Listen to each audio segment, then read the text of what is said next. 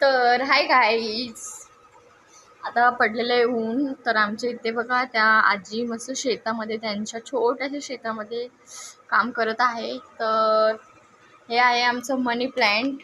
तर तुम्ही बघू शकता मी कशी मिररमध्ये बघते. आणि तर तुम्ही बघू शकता आमची अभिषा तर माझ्या मागे मागेच फिरत असते.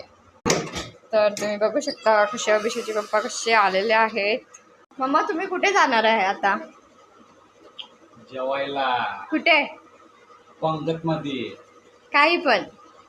वरंबट्टी वांग्याची भाजी. गप गप शिरा. तर बघू शकता आम्ही शिरा बनवला होता, पण तो काही सुद्धा चांगला झालेला नाहीये, तसा पडलेला आहे. तर आता ते गावामध्ये जेवण करायला झालं. तर बघू शकता ही अभिषेक कशी पळत पळत पळत जसे जर बाहेर पडली तर कसं करायचं या पोरगीचं. ही जराही ऐकत नाही.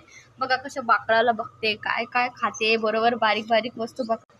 अभिषा बोल हॅलो गाईज, बोल हॅलो. मम्मा मम्मा ए बोल हॅलो गाईज, कसे आहात तुम्ही? तर अभिषाचं लक्ष नेहमी तिच्या पप्पाकडे की नक्की जाता कुठे. हे अभिषाच्या पप्पाने काय आणलंय आम्हाला माहिती नाही.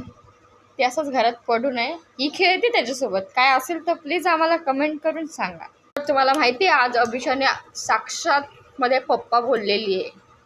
मला आता हे म्हणून राहिले तू गावठी बोलत जाय, तर तुम्हाला चालेल का? तुम्ही बोलायला मी तयार आहे. तर बघू शकता अभिषाची मैत्रीण कशी अभिषाला भेटायला येते. हाय अभिषा बोलते.